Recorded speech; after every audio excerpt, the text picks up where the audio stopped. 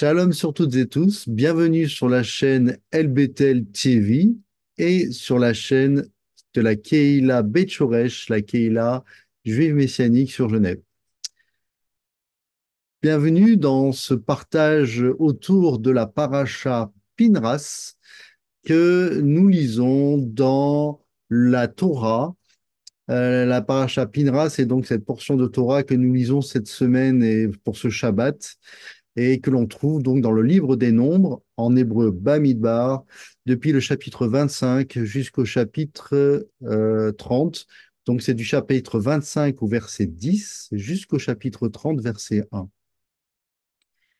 Cette paracha est vraiment très très importante, elle est vraiment très instructive pour nous. Et je vous propose dans un premier temps de voir les grandes lignes que nous enseigne la Torah dans cette paracha. Et également, nous ferons un petit point, mais vraiment un aperçu très bref sur Pinras lui-même et quelques expressions notables dans cette paracha, quelques expressions porteuses de sens et que je vous inviterai vraiment à creuser, à étudier.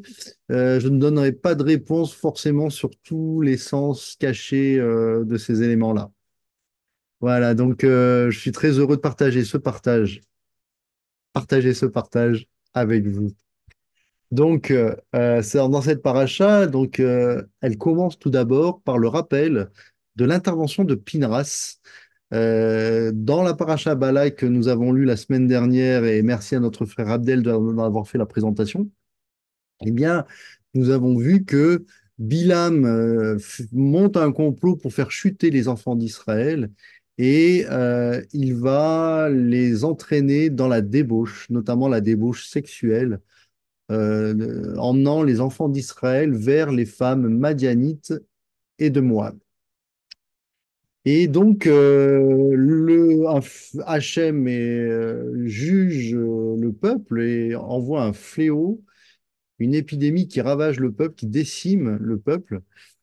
On parle de 24 000 morts au cours de cet épisode, mais il y a une personne qui va se lever pour mettre fin à ce fléau. Et cette personne, c'est donc Pinras. Comme vous le savez, une paracha a pour nom l'un des premiers mots du texte. Et c'est le prénom de Pinras qui a été retenu pour l'intitulé de cette paracha, c'est dire l'importance de cette personne.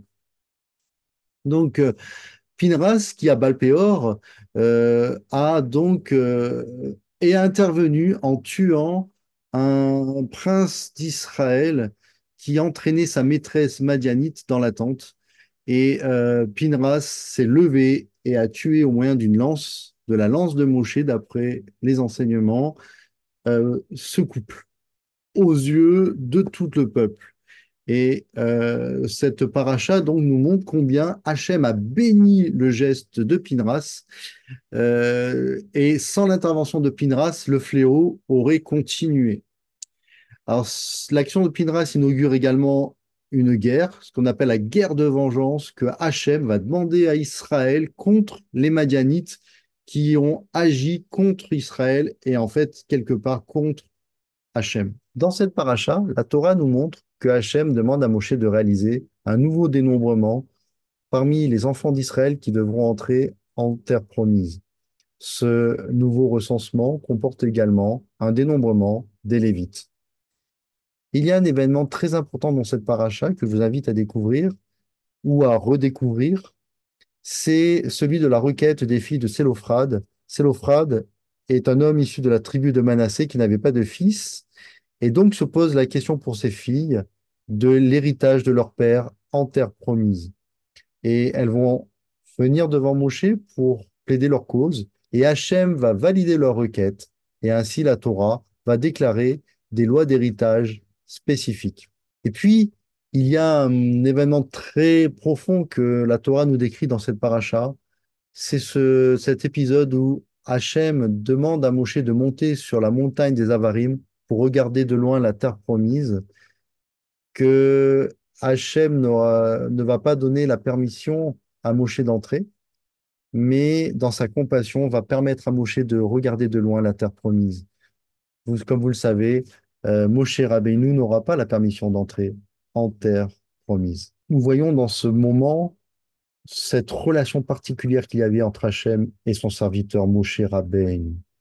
Notre Rav Emmanuel Rodriguez nous a profondément enseigné sur cette notion de panim al panim, et tout particulièrement panim les panim, qui nous donne la profondeur de l'intimité qu'il y avait dans la relation entre Hachem et Moshe. Et bien dans cette relation, Moshe a reçu directement la Torah de la part de Hachem et se présente à lui le défi de la transmission de la Torah à un successeur et ensuite de génération en génération. Et ainsi, dans cette paracha, on voit que Moshe demande à Hachem un successeur et un successeur qui soit aussi un berger, un successeur pour que la date Hachem, à date Hachem, c'est-à-dire l'assemblée de Hachem, ne soit pas sans berger. Il demande à Hachem un roé, un berger, et Hachem lui désigne Yehoshua ou Josué, fils de Nun. Dans cette paracha, vous pourrez également découvrir les sacrifices quotidiens et les sacrifices supplémentaires perpétuels lors des fêtes de l'Éternel, et le sacrifice quotidien qui se dit au latamide et le moussaf qui est l'offrande supplémentaire. J'aime bien ce terme d'offrande plutôt que sacrifice. Nous sommes profondément enseignés sur cette notion-là par notre rabbi Emmanuel, et nous avons eu aussi de nos frères des enseignements profonds sur cette notion d'offrande. Je vous invite vraiment à cheminer, à méditer sur cette notion d'offrande. Et donc l'offrande supplémentaire, appelée aussi moussaf, et par exemple pour Shabbat, on a l'offrande supplémentaire, le moussaf de Shabbat, qui se dit Olat Shabbat. Dans ces passages, il y a un commentaire de Rashi sur la fête de Sukkot. Et j'ai vraiment à cœur de vous le partager parce que c'est très instructif aussi pour nous aujourd'hui. Donc, Rashi nous dit que les 98 agneaux au total qui sont demandés par Hachem pour le sacrifice, pour les offrandes à Sukkot, et je vous invite vraiment à lire dans le détail ce passage, eh bien, Rashi nous explique que les 98 agneaux, en fait, sont demandés pour contrer les 98 malédictions qui seront mentionnées dans le chapitre 28 de Deutéronome, d'Evarim. Et il nous explique aussi que les 70 taureaux sont au nombre de 70 parce que 70 représente le nombre des nations que l'on voit dans Genèse 10. Et là, il y a un commentaire vraiment merveilleux du Midrash qui doit nous amener aussi à réfléchir aujourd'hui. C'est que, voici ce que dit le Midrash. Je vais le lire. À l'époque du Beth Amikdash, donc du temple, les taureaux sacrifiés à Hachem par Israël apportaient aux nations de la terre la protection contre les calamités. Si les nations avaient su à quel point les offrandes apportées à Hachem par Israël leur étaient bénéfiques, les nations auraient protégé Yerushalayim. Le nombre de taureaux qui sont sacrifiés au cours de Sukkot, on voit que de jour en jour décroît de un par jour. Par exemple, 13 le premier jour, 12 le second jour, 11 le troisième jour, etc. Et selon le Midrash, cette déclinaison, cette diminution du nombre de taureaux sacrifiés de jour en jour au cours de Sukkot serait en fait une allusion au fait que le pouvoir de ceux qui s'opposent au royaume de l'Éternel, et bien que ce pouvoir déclinera inéluctablement jusqu'à ce que toutes les nations acceptent la souveraineté de l'Éternel au travers de Mashiach et le rôle d'Israël dans le Malchut Hashamaïm dans le royaume des cieux. Cette paracha est intitulée par le prénom de Pinras. Et quand la Torah cite ou mentionne un prénom, c'est qu'elle lui accorde une importance très particulière.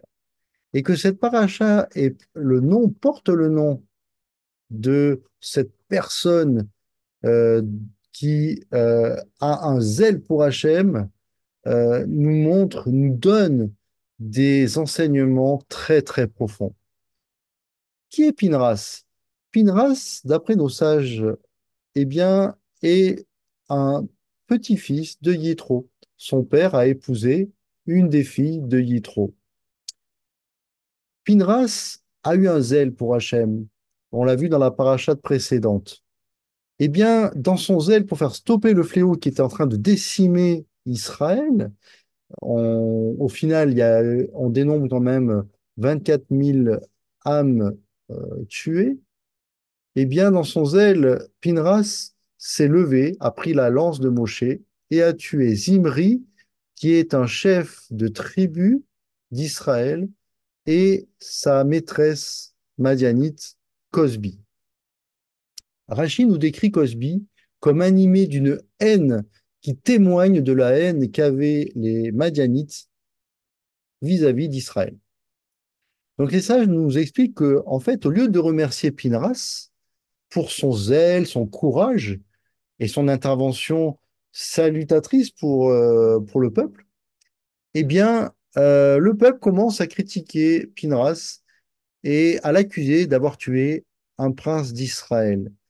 Mais la Torah nous montre que Hachem défend Pinras, le bénit même, et il y a des termes très importants que l'on verra à la fin de ce partage, des expressions très importantes que la Torah nous donne au sujet de Pinras et de la bénédiction que Hachem a donnée à Pinras.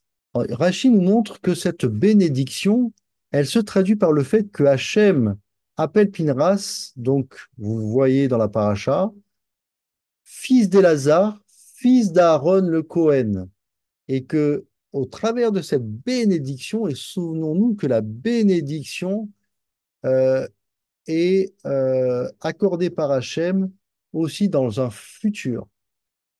Eh bien, l'Éternel nomme Pinras comme Cohen.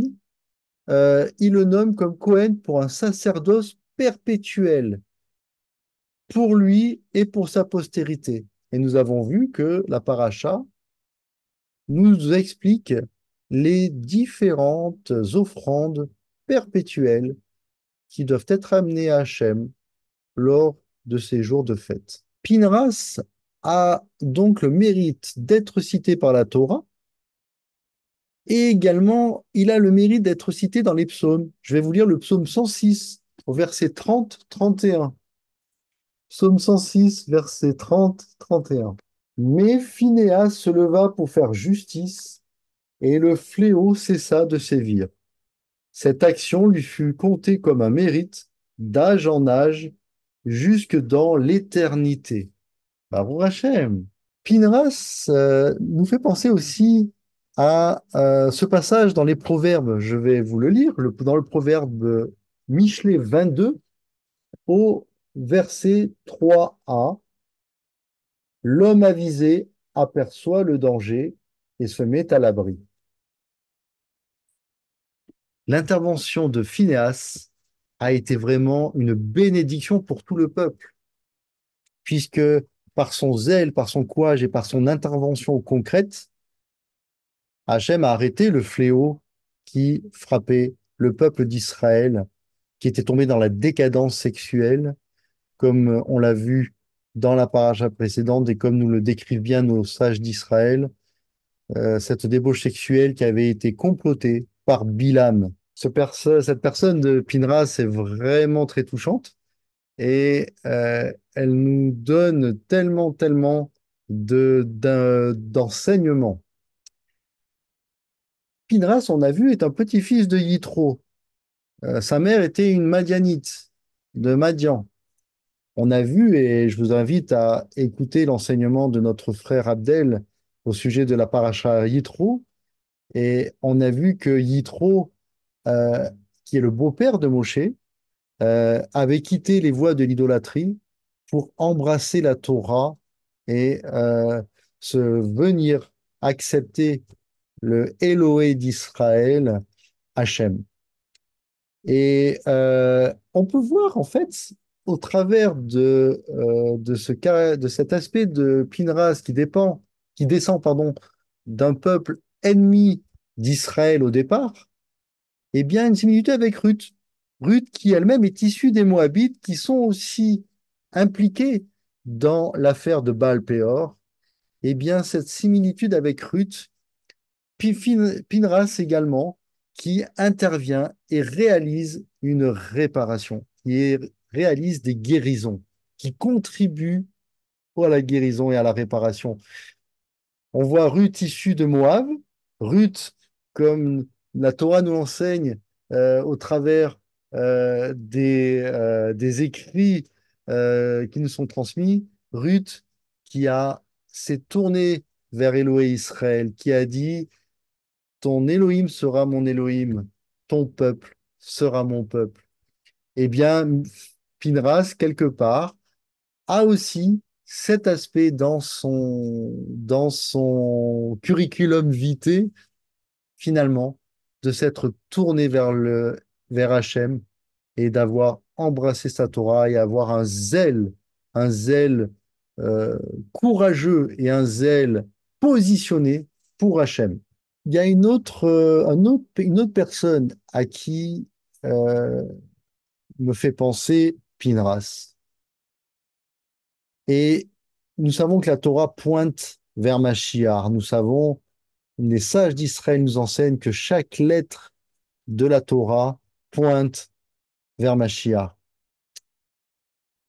Je voudrais vous inviter à lire le passage de la Bessora Tova dans la Brit Haradasha, l'alliance renouvelée qui n'a pas remplacé la Torah, mais qui l'a relevée, l'a soutenue, l'a confirmée. Eh bien, dans le témoignage du disciple de Yeshua, ce disciple qui s'appelait Yohanan, Jean, au chapitre 2, verset 16, et c'est un passage vraiment que je vous invite à lire, où on voit un des seuls épisodes de colère que Yeshua a exprimé.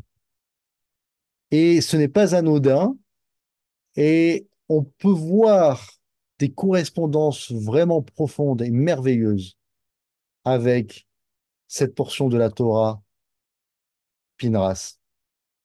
Yeshua, à l'approche de Pessah, vient au temple, au Beth Amikdash, où étaient là tous les marchands, les péagistes, les changeurs, et Yeshua est entré dans une profonde colère. Et je vais vous lire le texte. Donc, c'est dans le témoignage de Yohanan, ce disciple de Yeshua, au chapitre 2, verset 16. Je vais commencer au verset 15. Ayant fait un fouet avec des cordes, il les chassa tous du temple, ainsi que les brebis et les bœufs.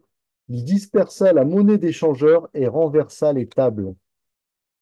Et il dit aux vendeurs de pigeons, ôtez cela d'ici, ne faites pas de la maison de mon père une maison de trafic. Yohanan nous rapporte que quand les Talmidim de Yeshua ont entendu Yeshua s'exprimer ainsi et l'ont vu dans cette colère pour défendre le Beth Amikdash, pour défendre le temple, qu'il désignait, qu'il proclamait comme une maison de prière qui était en fait transformée par les marchands en quelque sorte, qui était transformée en une caverne de voleurs, comme cela est dit dans la Bessora Tova. Eh bien, les Talmidim de Yeshua ont pensé au verset 9 du psaume 69 que je vais vous lire, et je vais le lire à partir du verset 8. Car c'est pour toi que je supporte les insultes, que la honte couvre mon visage. Je suis devenu un étranger pour mes frères, un inconnu pour les fils de ma mère, parce que le zèle pour ta maison me dévore et que les insultes de tes blasphémateurs retombent sur moi. Interpellant hein, ce passage en lien avec Pinras et également le témoignage de Yeshua. Et Denis Grenier est un auteur qui a démontré que les communautés juives, peu après le ministère de Yeshua, que des communautés juives avaient reconnu que Yeshua était le Mashiach, le Meller d'Israël, et lisaient, continuaient à appliquer la Torah, puisque la Brit Hadasha, la Nouvelle Alliance, est avant tout un renouvellement de l'Alliance et non pas une abolition, au contraire. Donc ces communautés juives continuez à appliquer la Torah, lisez les parachutes et à la paracha Pinras, d'après Denis Grenier, il lisait donc le passage de la Bessora Tova selon Marc au chapitre 6 du verset 2 au verset 13. Et je vais vous lire en lien avec le psaume 69 que nous venons de lire et l'épisode de Pinras, je vais vous lire le passage que cette communauté juive lisait et tout particulièrement le verset 2 à 4. Quand le jour du Shabbat fut venu, Yeshua se mit à enseigner dans la synagogue. Beaucoup de gens qui l'entendirent étaient étonnés et disaient, d'où lui viennent ces choses-là? Quelle est cette sagesse qui lui a été donnée et comment une telle puissance agit-elle par ses mains? Celui-là même n'est-il pas le charpentier, le fils de Myriam, le frère de Yaakov, le frère de Yossé, de Yehuda et de Chiméon? Et ses sœurs ne sont-elles pas ici parmi nous? Et il était pour eux une occasion de chute. Je vous laisse cheminer, vraiment, je vous encourage vraiment à lire cette paracha Pinras qui est vraiment d'un enseignement d'actualité et qui nous édifie, qui nous fortifie, Baruch Hashem, pour sa Torah. Et enfin, il y a quelques passages que l'on trouve dans ce texte et que cela puisse vous donner envie d'apprendre l'hébreu parce que le texte en hébreu est riche d'instructions. La Torah est une instruction, un enseignement qui nous aide à nous sanctifier, à regarder vers l'Éternel, à regarder vers Mashiach. Alors, je vais vous lire par exemple au chapitre 25, le verset 11. Il est dit, il a assouvi pardon, au chapitre 25, verset 11, il est dit, il a assouvi avec zèle ma vengeance parmi eux. Eh bien, ma vengeance en hébreu se dit kinati. Selon le Rumash, cela est littéralement ma jalousie. C'est donc ce fléau par lequel Hachem a puni la débauche sexuelle qui commençait à se répandre parmi le peuple d'Israël. Selon Rachi, ce terme dénote une manifestation de colère qui aboutit à la vengeance. Cette jalousie, c'est la réaction de celui qui s'aperçoit qu'un autre s'arroge ce qui lui revient de droit. Cela nous fait un peu penser aussi à ce qui s'est passé au moment du déluge. Et l'une des causes du déluge, les rabbins nous enseignent que c'est le brigandage, le vol de la gloire à Hachem. Il y a un autre terme, bécano. C'est intéressant parce que il est dit dans la Torah, donc en français, a assouvi avec zèle, donc toujours dans le même verset, au verset 11 du chapitre 25. A assouvi avec zèle se dit bécano, avec pour racine un kof, un nun et un aleph. Bécano. Et vous voyez, on voit ce rapprochement entre ma vengeance, kinati, et avec zèle, bécano. Il y a un lien profond entre ces deux termes. C'est magnifique. Le peuple a stoppé sa débauche avec les Moabites et les Madianites suite à l'intervention de Pinras qui a fait aussi cesser le fléau qui sévissait sur le peuple d'Israël. Il y a un autre passage, c'est le verset 12 du chapitre 27, où Hachem demande à Moshe de monter sur la montagne. Monte sur cette montagne des Avarim et vois la terre que j'ai donnée aux enfants d'Israël. Amen. En hébreu, à Haaretz Asher Natati Lifne Israël. C'est écrit. Il y a aussi ce passage au verset 15 du chapitre 27. Moshe parle à Hachem et demande à Hachem un successeur. Et Moshe s'exprime ainsi, et vraiment regardez le texte. Je vous donne juste les passages et je vous laisse après cheminer, creuser et voilà, avancer. Que Hachem, Dieu des esprits de toute chair, nomme un homme sur l'assemblée. Et le terme qu'utilise Moshe, c'est Yivkod. Yivkod Hachem, Eloé, Arurot, l'école Bassar. Et on revoit le terme Yivkod, dont la racine, c'est le verbe Afkid. Et Afkid, que nous avons vu dans l'enseignement sur le serviteur fidèle, et également que nous prions le soir quand nous nous couchons, avant de nous endormir, nous disons à Hachem, Beyadera Afkid Rori, entre tes mains nous remettons notre esprit. Et ça a vraiment une profondeur vraiment, vraiment très, très instructive. Baruch Hashem. Ensuite, il y a dans le texte hébreu, dans cette paracha, il y a vraiment des mystères et des choses vraiment étonnantes. Il y a deux mots dans le texte hébraïque qui présentent des formes inhabituelles. On voit d'abord dans le mot mishpatan, c'est au verset 5 du chapitre 27, mishpatam, qui est traduit en français par leur cause.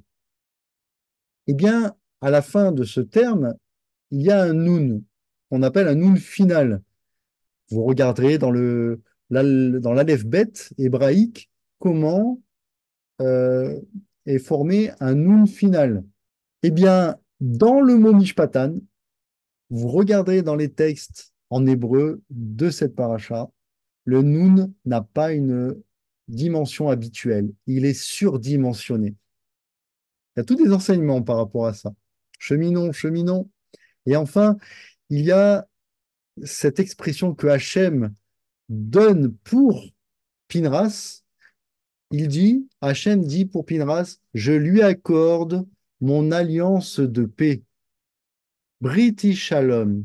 Et c'est intéressant parce que dans le mot shalom de cette expression, Briti Shalom, mon alliance de paix, eh bien, le mot shalom est constitué avec un vav, il y a un shin, un lamed, un vav et un mem sophite. Eh bien, vous regarderez encore dans l'alphabet hébraïque comment est formé habituellement un vav. Eh bien là, dans le texte hébraïque, on voit que le vav a une forme particulière. Voilà, donc cette portion de la paracha Pinras est vraiment, vraiment instructive, édifiante pour nous tous. Et vraiment, je vous invite vraiment à la lire, vraiment à approfondir et que nous cheminions encore. Et c'est ça qui est magnifique avec la Torah, avec la parole d'Hachem, c'est qu'elle est vivifiante et elle nous renouvelle et elle se renouvelle. Et béni Baruch Hachem pour sa Torah, comme on dit dans la Tfila, Baruch Hachem noten à Torah. Amen. Voilà, je vous invite vraiment à la lire. Elle est d'actualité. Elle nous concerne, nous, aujourd'hui. En tout cas, vraiment, je vous remercie de votre écoute. Que nous puissions être remplis du zèle pour l'Éternel, que nous puissions le servir de tout notre cœur, de toute notre âme, de toutes nos forces et de toute notre pensée. Et oui, lisons sa Torah, écoutons sa parole, protégeons-la en transmettant l'héritage que nous recevons. Protégeons la Torah avec tout Israël et mettons en pratique les mitzvot d'Hachem. Pour la gloire de son nom, je vous souhaite à toutes et tous que des bonnes nouvelles et pour tout Israël. Shabbat Shalom.